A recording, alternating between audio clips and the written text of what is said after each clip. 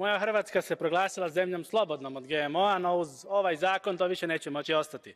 Moj je stav da za nove genomske tehnike trebaju vrijediti u najmanju ruku ista pravila kao i za stare genomske tehnike. Ovdje se radi o deregulaciji genetski modificiranih organizama i proizvoda dobivenih od njih.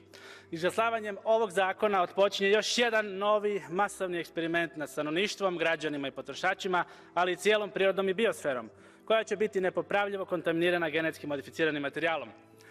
Ne možete se suzdržati od šopanja građana sintetskim genetskim materijalom, zar ne?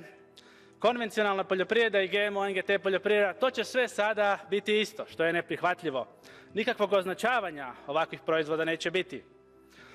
Obvezati sve države članice na korištenje genetski modificiranih biljaka u poljoprivredi je jednostavno zločin sa nepoznatim posljedicama na zdravlje ljudi i okoliš.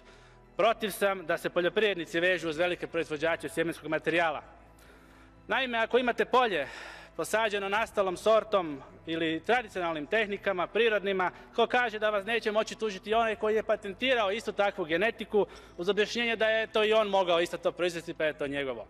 Tu imamo sraz velikih korporacija i malih proizvođača, a znamo tko tu gubi bez zaštite države.